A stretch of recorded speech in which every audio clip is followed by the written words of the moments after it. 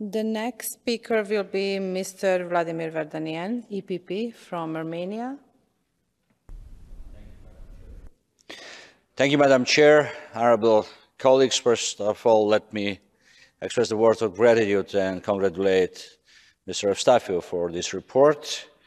But I would just ask a rhetorical question. Why, after 70 years of existence of the European Court of Human Rights and this organization, we are still discussing the issue of implementation, but rather non-implementation of the judgments of the European Court of Human Rights? Why is it still not a taboo? Why still we cannot say to the states, you know, if you are not implementing the rulings of the European Court of Human Rights, it's a taboo, and this is the final days to you in this organization? Because very often we are actually afraid of different developments in different countries.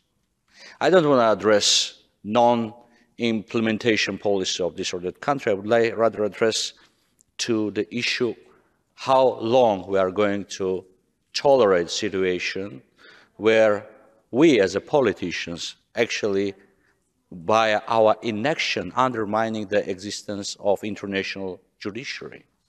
And why we are concentrating on the final judgment? Unfortunately, international justice is a slow one.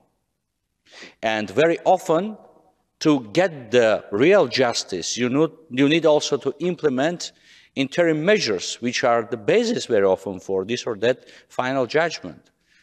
Unfortunately, the Committee of Ministers don't want to be engaged in this process because, you know, it's an additional headache.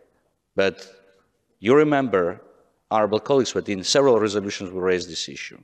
This is quite important, not to mention only one case. Mr. Chop mentioned Kavala case is quite important, but Mr. Chop, we should also mention other cases. Just a couple of days ago, the International Court of Justice and the European Court of Human Rights adopted interim measures concerning the situation in Lachin Corridor, urging Azerbaijan to immediate states to reopen the movement in Lachin Corridor. Do we have any reaction? Do we have any proper reaction?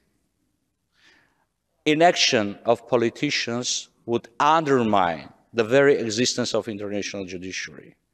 Without international judiciary, we cannot go ahead because our organization is designed to protect the human rights. It's one of the added value of this organization.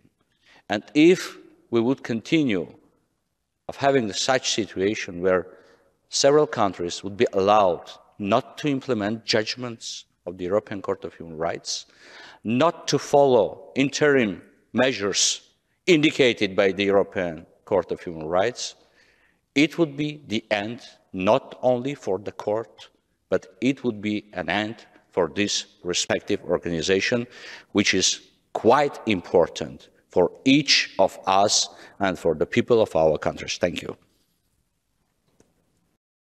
Thank you.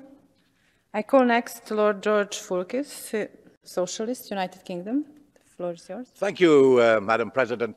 I don't know if you, Madam President, are like me, a fan of mysteries on television.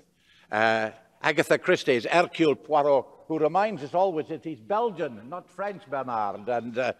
And then Sherlock Holmes, written by from Edinburgh, who came from Edinburgh, Arthur Conan Doyle, as I have come from Edinburgh. Now, I can see some of you are wondering, what's this got to do with the subject of today's debate? Well, I think we have a mystery here.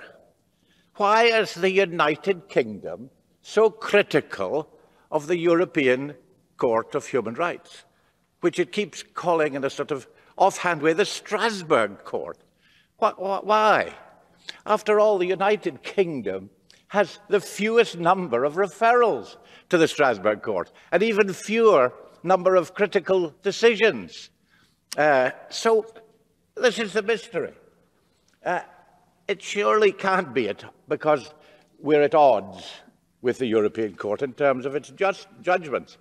And as John Howe said yesterday in his excellent speech, under the Brighton Agreement, and indeed Mr. Bew from France said earlier today, under the Brighton Agreement, domestic courts have priority, and the European Court of Human writes just elaborates on that. So it can be for that.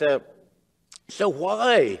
Why? This is the mystery. Why is Suella Braverman constantly critical of decisions, particularly on immigration?